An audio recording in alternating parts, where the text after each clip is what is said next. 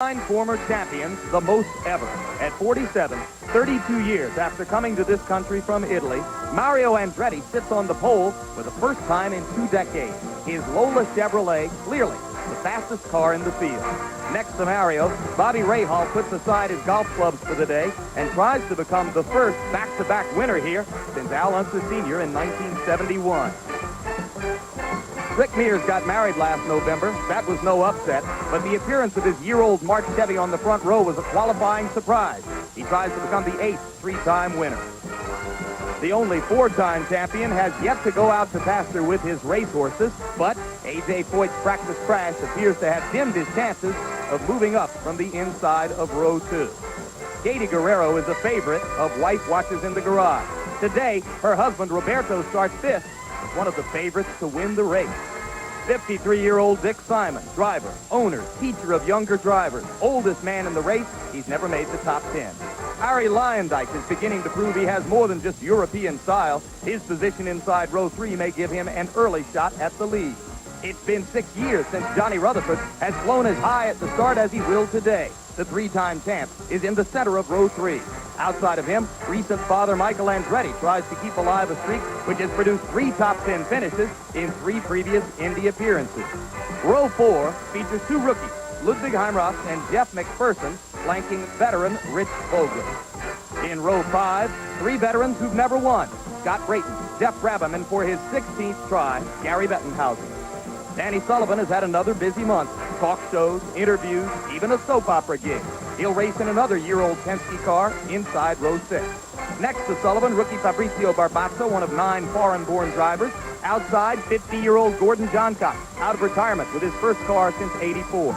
Row 7 finds Irishman Derek Daly on the inside. In the middle, 3-time champ Al Unser Sr. in the third of Roger Penske's 3 entries.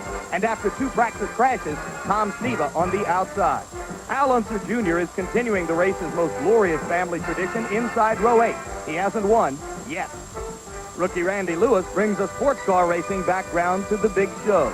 And 1986 runner-up Kevin Cogan starts today with a lot of traffic in front of him. Row 9, Mexican glamour boy Jose Legarza, rookie Stan Fox, the younger Bettenhausen, Tony. Row 10, A.J. Foyt's protege, rookie Davy Jones. 1985 pole sitter Pancho Carter, Cornell University grad Ed Tim. At the rear, George Snyder, Steve Chaffee, and in a substitute car necessitated by the last practice crash, Emerson Fittipaldi.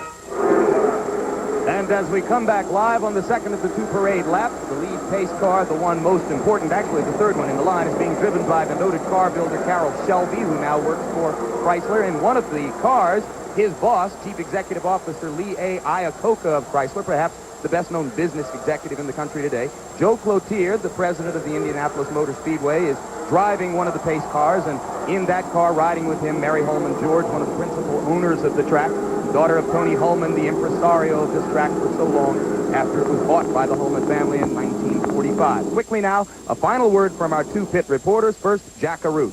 Jim, over the last couple of years, we've seen fast races here at Indianapolis, and therefore we've seen a lot of the new breed making their way to victory lane. I personally think this year, because of all the problems and the question marks during the month, we may see some of the old guard make their mark once again here at Indy, especially guys like Mario Andretti and A.J. Foyt. They have the knowledge, close to 25 to 30 years of it, to be able to make adjustments, especially if there's a lot of cautions. And the guys behind us, they'll have to make sure that they can make those adjustments. Let's check in now with Jerry Gaffins.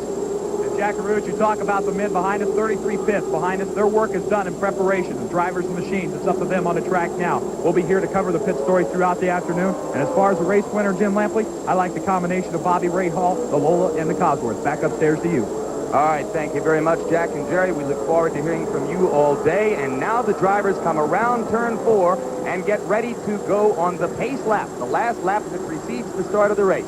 Bobby Unser, an experience that you had many times. What goes through the mind and the heart of the driver right now? Jim, it would be amazing if we could just measure the amount of concentration, the amount of butterflies in their stomach.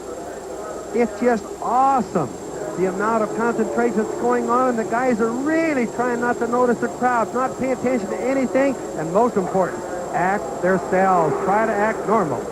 Meanwhile, we see that one of the cars appears to be spitting flames. Hard to tell in that shot precisely who it is. It looks blue and yellow to me. Could that be Michael Andretti? who is already having difficulty with his automobile? Certainly. No, there it is. It is one of the A.J. Foyt team. That is George Snyder in car number 84, whose car is acting up already on the pace lap. So we'll wait now to see whether Snyder will be black flagged and whether there may be another pace lap before the start of the race, or even a yellow flag and perhaps a restart. You'll recall that last year Tom Sneva crashed on the second parade lap. And here now a look from inside the car of Bobby Rahal, carrying one of our 3 ABC Sports race cams during the day. We will have a race cam also in the car of Al Unser Jr. Another is mounted in the car of Jeff Brabham, and we hope to be getting unique views of the race throughout the day from inside those 3 cars. Al Unser Jr.